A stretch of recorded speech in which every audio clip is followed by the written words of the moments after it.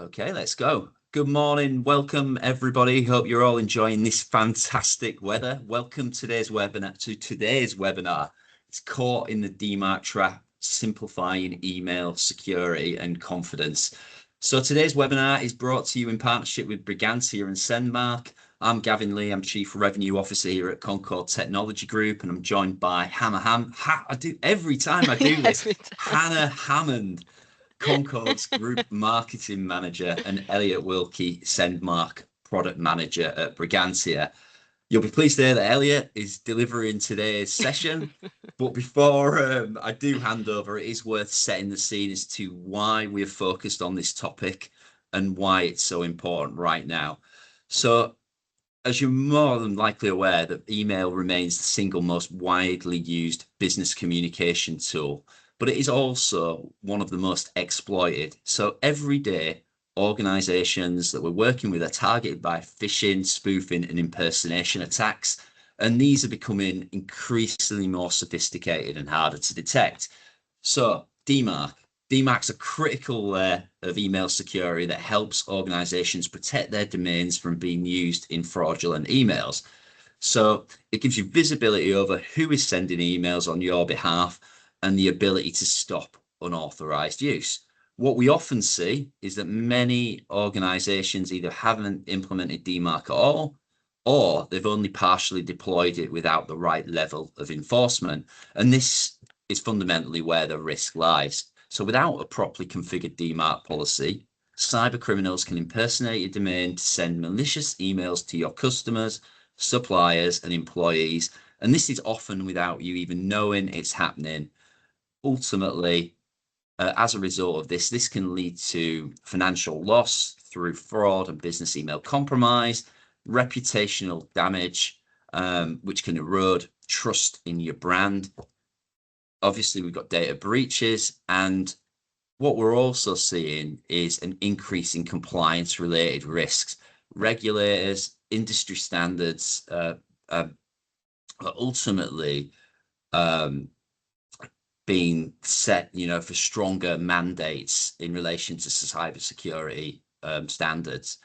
On the flip side, by implementing DMARC correctly, you protect your organization, but also improve email deliverability, which can help you build trust with your customers and recipients.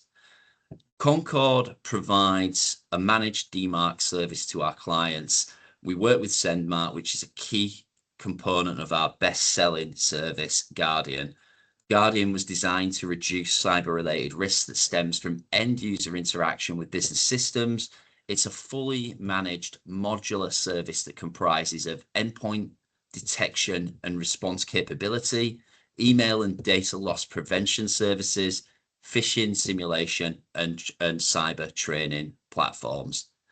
Today's session is all about demystifying DMARC, cutting through the complexity and avoiding common pitfalls. We're hoping that we can show you how to move from a position of uncertainty to absolute confidence in your email security posture. So with that, I'll hand over to you, Elliot, and you can take us through it.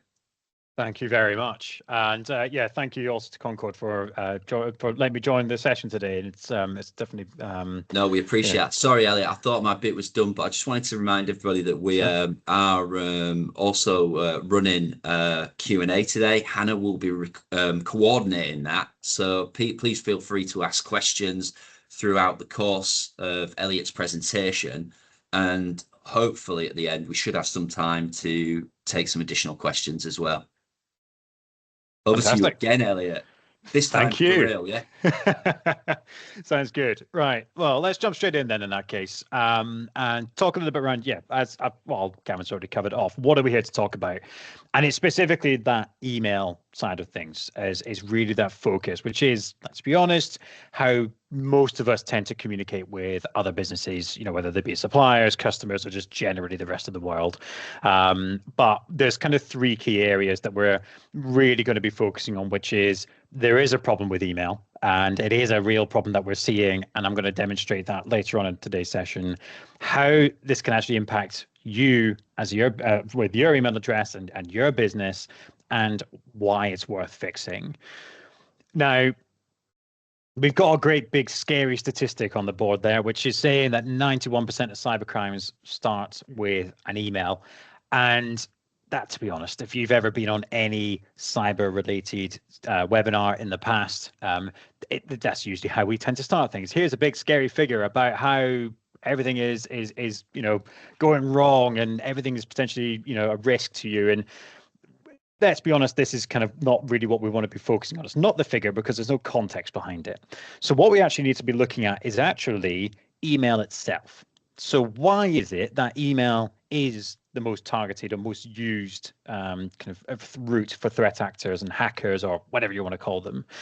And to give some context behind that, there is essentially a fundamental security flaw in email itself as a communication standard.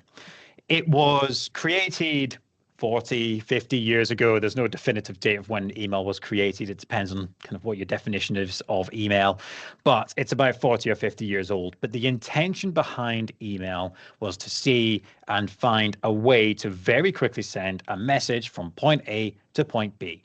There was no thought as to whether or not it should be created in a secure way. By the point at which we realized that this is a problem, it was already ubiquitous across the world.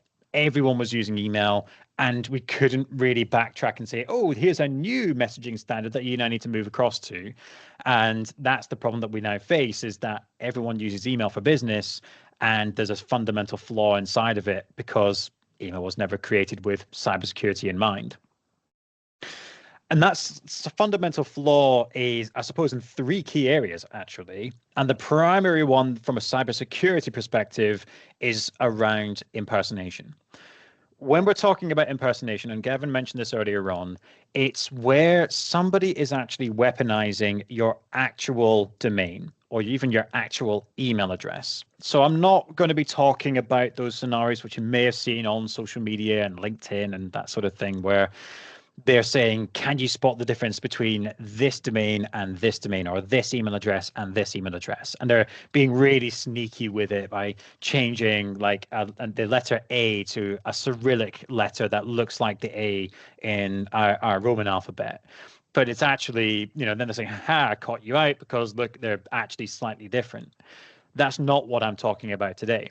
What I'm talking about today is someone actually using your actual email address to the absolute letter, to the individual letter. And that's the problem with email, is that is open to the world to just weaponize should anyone wish to. The flip side of that, and moving that conversation slightly away from cybersecurity, is that emails are often not actually landing in the inbox of the intended recipient. We're wanting to send out some crucial information to a customer. Maybe we're sending an invoice. Maybe there is just general back and forth communication that we're having, and then suddenly something doesn't get delivered or it goes into a junk folder. There's a bit of an email deliverability problem that we're finding today, and it's come about as a multitude of different reasons. But ideally, if we can, we want to make sure all of our legitimate email is landing in the intended recipient's inbox. So again, I'll talk a little bit around that. But to help improve that deliverability piece, and actually the cybersecurity piece as well, we should really have visibility on our outbound emails. And that's what we're focusing on today. We're talking about our outbound emails. We're not talking about what's coming inbound. So it's a slightly different shift in how we're thinking about email security. So we're not thinking about what's coming into our organization, but what's going out from it. And we want to see what's going out from our domain. So whether it's coming from your email address, maybe your colleague's email address, maybe it's a shared mailbox like a info@ or an accounts@ email address, what's going from there? And is it all legitimate? And has it all been correctly configured? But we don't have that visibility as standard. Email as an email communication standard does not provide you with this information about your outbound email outside of here's your outbox. But your outbox only says the point at which, we have sent it, but you don't know what's happened when the recipient actually received that email. So to give some context as to what sort of direction I'm going to be taking the conversation in now, I'm going to be talking a little bit more around, I suppose, the actual cybersecurity side of things, and more thinking about things from a threat actor's perspective, or a hacker, or whatever you want to call them. And we're going to be looking at the process as to, what matters to them and why they do, well, not really why they do what they do, because we all know that it's for money, but kind of what are they thinking about? How are they targeting businesses? So they've got three key areas that they're looking at, and every single email that they're going to be trying to send out will have three key traits, and that is to be context relevant. So what I mean by context relevance is the threat actor wants to be able to send an email to an organization that relates to something which is that the recipient is going, yes, I know what this is about. So whether it be an ongoing project, maybe there is an upcoming payment that they are expecting. In other words, the person who receives an email from a threat actor, they'll need to look at that email and go, oh, I know what this actually relates to. And this therefore builds a little bit of trust, which actually starts to come into point 3. It's also time sensitive.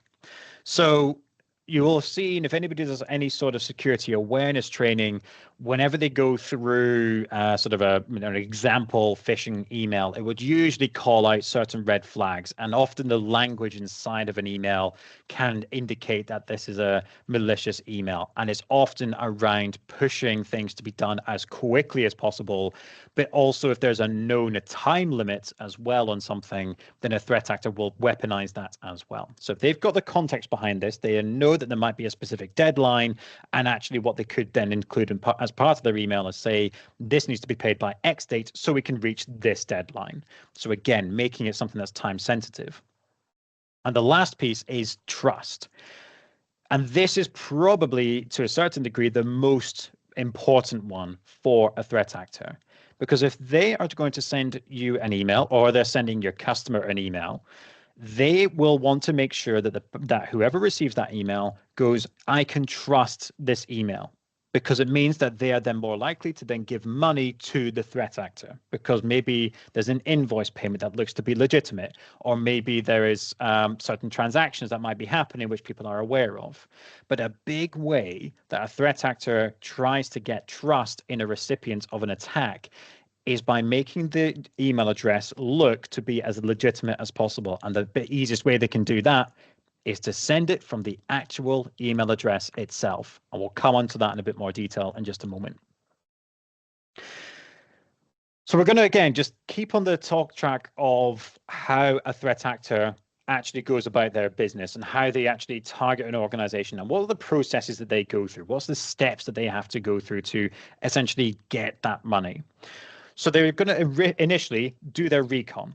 They're going to be looking at an organization and trying to understand, what have you got in place right now? Have you got anything that is, that could be targeted?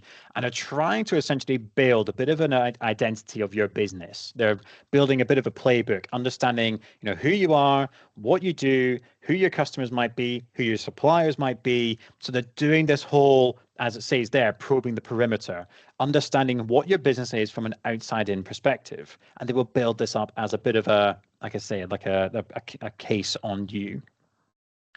Once they've done that, then they will try their hardest to then slip into an inbox. And the reason why they'd want to then do that is so that they can then learn your rhythm. So what we mean by learning your rhythm, we're talking about how you communicate to your clients. How do you communicate to your suppliers?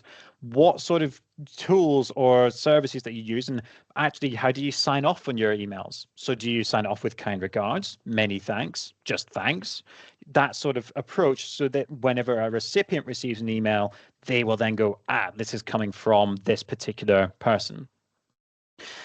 Once they've done that, they then will be able to understand a little bit more around the certain topics that you're going to be talking about. And also, are there any particular invoice payments that might be due, or are you going to be sending out an invoice to someone else? It could be a whole range of different things, but they're stalking the wire. They're understanding, how do we actually get money from an organization to instill the most amount of trust, make it time sensitive, and relating it back to the relevant context, so that the recipient of a malicious email will actually trust that email and then pay money to the threat actor. Once they've found a particular scenario, they will then strike. And they will do this by wearing a trusted face. In other words, they will impersonate you. They will send out a malicious email from your actual email address, and they will send it to your recipient, who will probably be your customer or your supplier, but probably most likely your customers, if I'm honest, because they're trying to steal payment from your customer that they would normally send to you. So that's who they're ideally trying to target there. Once they've done that, they then take the money, and that could be to the tune of tens or hundreds of thousands of pounds. I was speaking to an organization just yesterday who have told me that they had just lost £100,000 through a similar sort of scheme. So this is how a threat actor would traditionally work. And this process would actually take weeks or even months, because they're constantly trying to build up that kind of infrastructure or understanding of who you are. But things have changed recently. And it's all because of that big AI terminology that everyone's throwing around and everyone's using, because it's a fantastic way for businesses to streamline the processes, be more efficient, make sure that certain tasks that would otherwise take quite a long time, well, we can, instead of taking days to do this task, we'll just take minutes instead. Well, if we've got those tools available to us, unfortunately, so do the threat actors. And this is a real risk right now. And actually, we're seeing this happen quite frequently. So where beforehand a threat actor would try and build some understanding on you individually, well, actually, now they've just got an AI agent doing that across tens of thousands of businesses. And they can very quickly identify if a business is one that they can target by utilizing AI, by doing a scan, basically, of tens of thousands of domains, and that can be done in a single minute. Whereas otherwise, that would have taken them days or weeks to be able to gather the same level of data that an AI agent can pull through in minutes. That AI agent will actually also then do the slipping into the inbox that I mentioned earlier on. So instead of this being a manual task now to get access into the inbox, it's now a slip straight in. We'll understand a bit more around what's going on. So it's then reading the entire inbox. So it's already gathering, how do you talk? How do you speak to your suppliers? What things are you speaking to them about? So it's stalking that wire pretty quickly. And it's just there running in the background, listening, understanding what's happening. And then once the time is right, it will automatically then send an email from maybe your CFO or your FD, and it will then be delivered straight to the intended recipient. And they can run hundreds of these at once. And it's because AI is running it entirely for them. They don't need to have somebody sitting there doing the grunt work and looking at this data manually. Conversation, which is we sometimes see, is, well, why would a threat actor target me? They're not. The AI agent is. And that's where we're really starting to struggle right now. So what we need to do is we need to play against that, or rather come back with an equal hand and say, well, actually, no, we are not going to be targeted. Sorry, before I move on to that, it's worth mentioning that everything that I've just talked about with AI is the fact that it's all still context relevant. The AI can still send out an email relating to a particular project that's on the go. They understand what's going on. They can still send it out with perfectly written, well-written email. And it will be done based on your conversational style, because it's learning off of how you communicate. It's not, you type into ChatGPT, they say something and they're going, wow, that's a fantastic question. They're not going to talk like that. They're going to talk like you. How do you do things? Do you put, and how do you approach things in terms of how you sign things off? One of the things that I have actually heard, little tidbit, sometimes adding in some spelling mistakes deliberately can actually help with the recipient knowing that you're human, because the AI agents have been trained to actually make sure that everything is spelled correctly. So sometimes throwing in a bit of a misspell legitimately can be a way to actually indicate to somebody that that is who you are and who you say you are. But that could change in time. It's still time sensitive, because the AI agent acting on behalf of that threat actor is looking at that data and is finding when is the time to strike, and it will do it at the right possible moment, and it will then word that email in such a way that it invokes that need to act now. And it's still trust leveraged. It's still going to send from your CFO, or it's going to send from your FD, but it will just do it automatically. And all the threat actor has to do is just sit back and let the AI agent do everything for them. They don't need to lift a finger, which also, as another thought process behind this, massively reduces the barrier to entry for a threat actor to start doing this to businesses. It's also why when I was speaking to, there's a department of the police, which I've forgotten what they're called just now, but they basically have, they've talked through certain scenarios where they have arrested people based on cyber attacks that they have done. And the youngest person that they arrested was 9 years old. So just think about that. There's a 9-year-old child who is sending out and doing cyber attacks on businesses and trying to get money, and they can easily leverage AI to do that for them. So how do we stop that from happening? Because at the moment, that's very doom and gloom. How do we get around this? And the first thing to mention is that if an AI agent is going out there and is doing scans on tens of thousands of domains all at once, we need to tell the AI that we are not a target. So we do that by making sure that the domain itself has this signal to them to say, we are secure. There's no point in targeting us because we are not a low-hanging fruit. So the AI will then be based on certain criteria. It's going to have a look at your domain and it's going to go, you don't match the relevant criteria for me to worry about trying to get access to your systems and then go to someone else. Because all it's trying to do is to go as fast as possible to generate as much money for the threat actor. So the threat actor doesn't care if you are secure. They only care if someone is not secure. So moving on essentially from you guys who would be secure onto someone who is not. You're passing that baton essentially and saying, don't look at me. So that's what we're trying to do. We're sending that signal to the threat actor. Don't target me. And that's something that we need to get to. And DMARC, but the conversation that we will come on to later on, but DMARC can support that. And it's essentially that signal that I mentioned earlier on.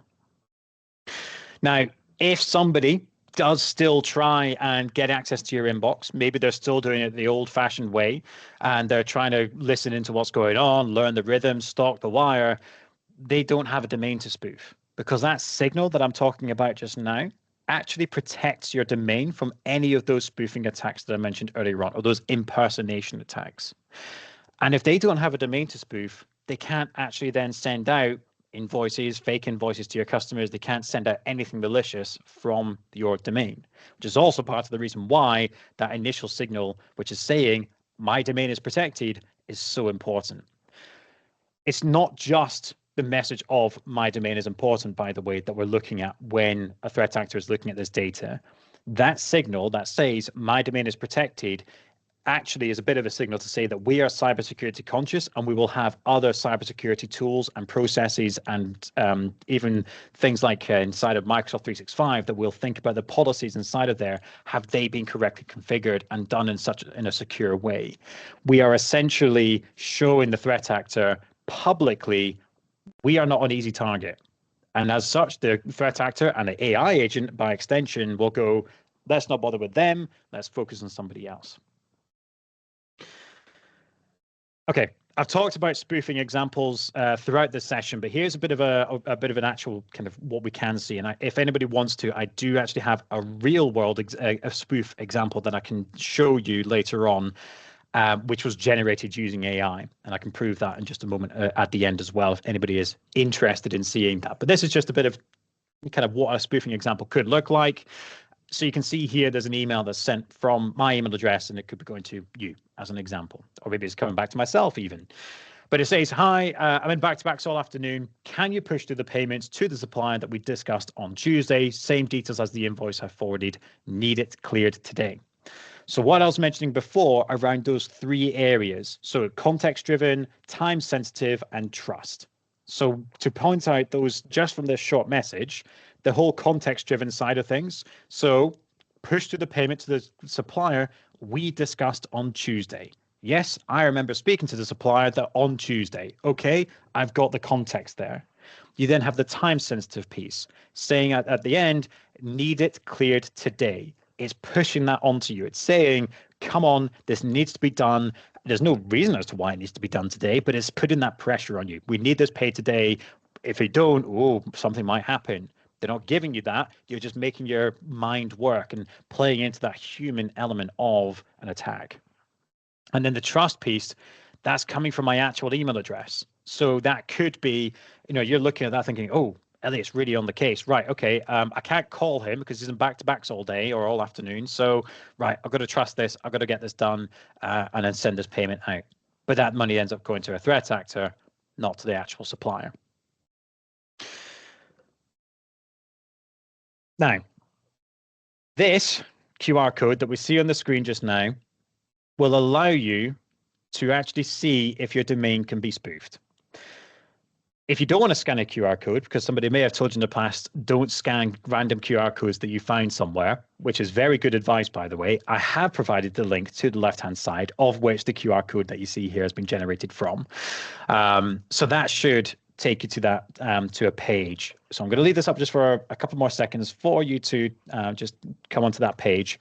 But it will then present you with a mobile screen on your mobile device with two fields. So you'll have your company email address at the top. So that'll be the one that you use for work.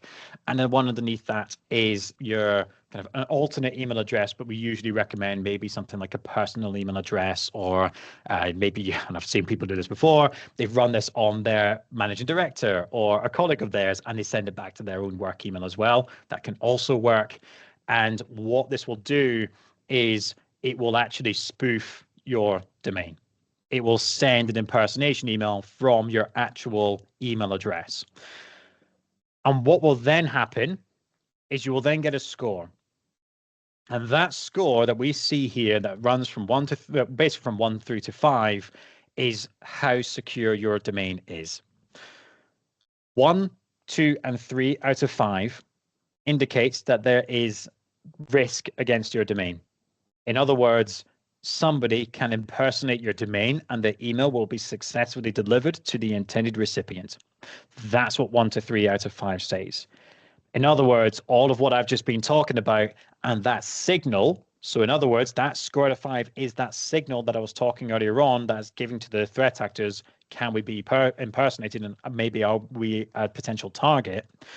That score, 1 to 3 out of 5, is essentially a signal to them to say, yep, that is a target. 4 out of 5 means there is some level of protection in place.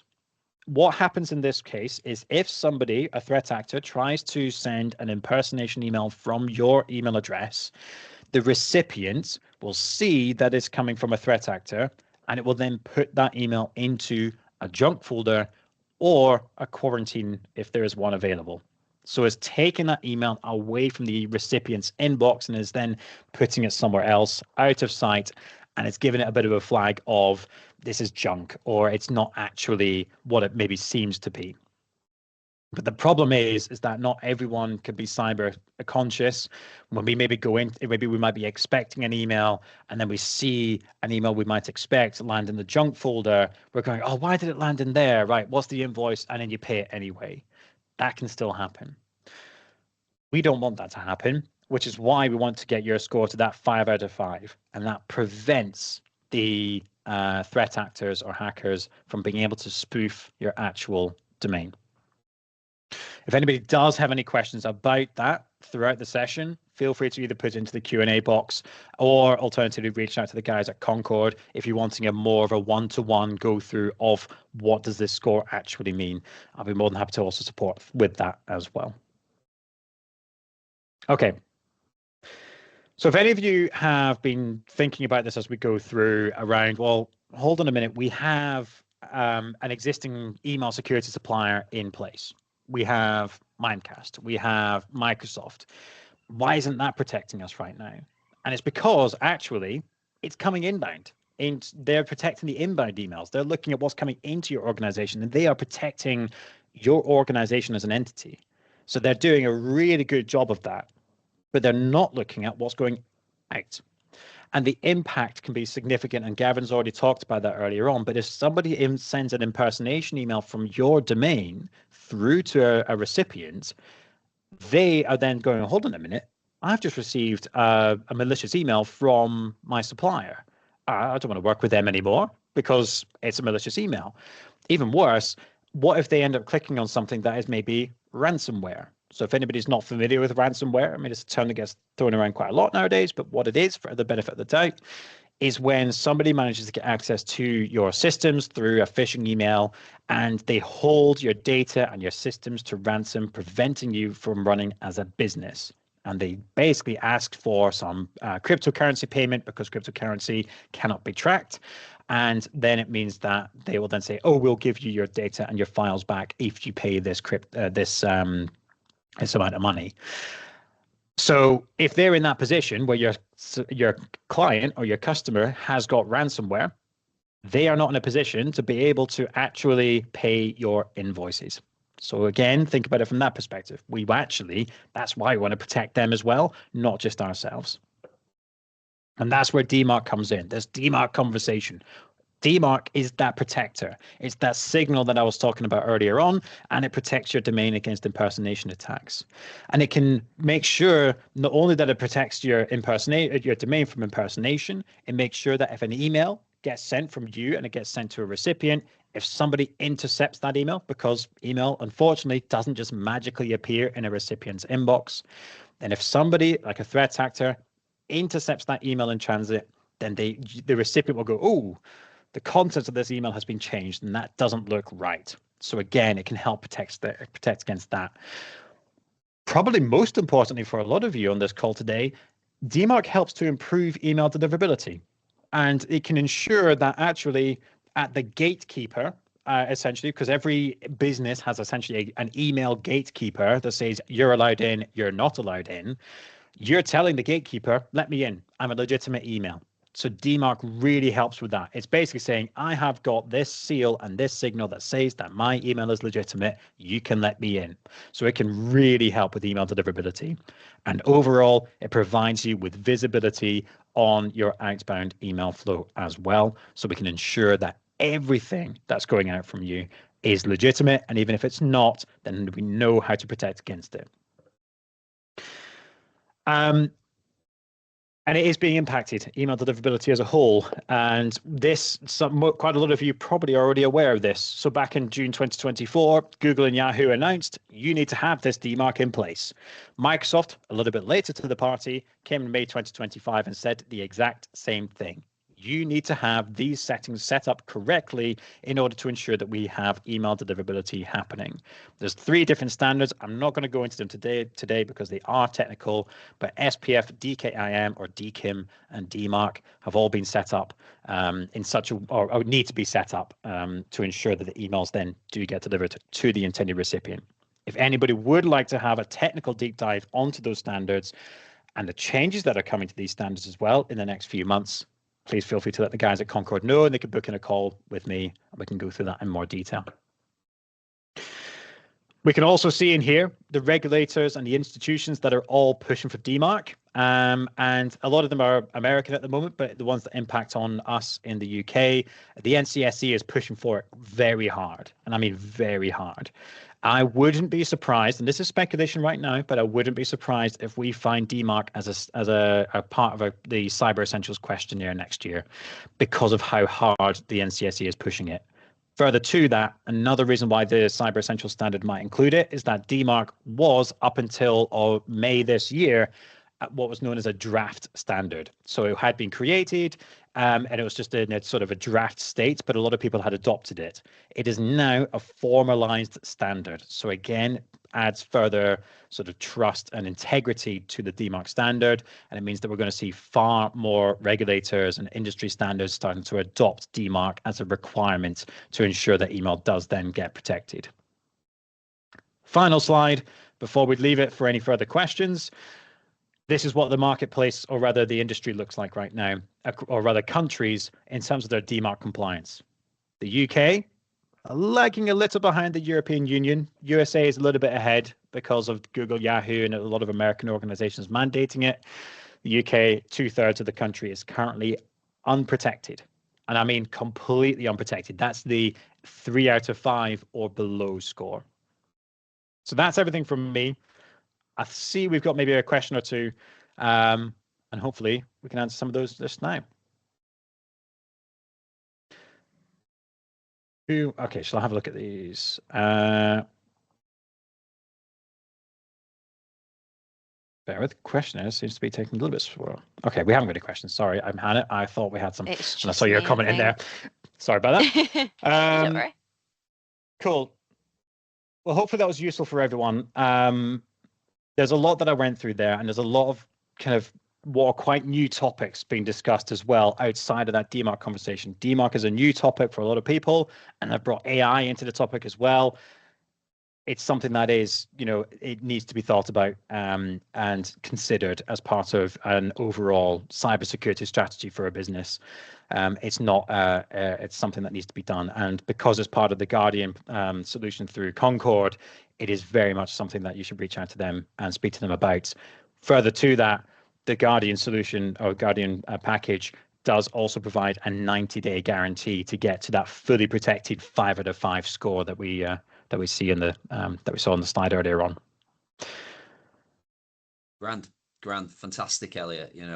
Really, really good presentation there, and ultimately, email represents a high risk area for many people that are on the call today. So, obviously we welcome any questions, but if we're not seeing any coming through, we can give you guys some time back if that's what you want. But from my side of things, I'd like to thank you all taking time out of your busy days to join this webinar. Big thank you to Elliot as well. You've delivered a great session, really, really informative.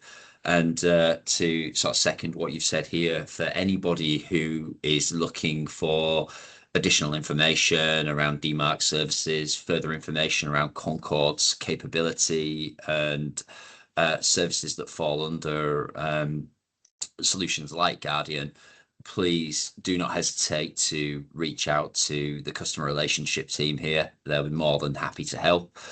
For also as well, the session's been recorded so we can make them available, and we'll be publishing on our YouTube channel. What I will say is that we've had lots and lots of success running these webinars. We've helped a lot of organizations to get a greater understanding of risk that's out there, and obviously within their own operations. So we are going to continue the vein of running these really informative sessions. Our next schedule is heading up late August, September, and that'll be a 2-part session that's going to be delivered in partnership with Microsoft. Security operations and compliance will be front and center in those conversations. But if there's not any more questions, I'm just going to have one more check on the Q&A. No, That not at the minute. looks clear. I'll leave. We'll close down this session, leave you to your days, and again, thank you ever so much for joining us. Have a great day. Thank you.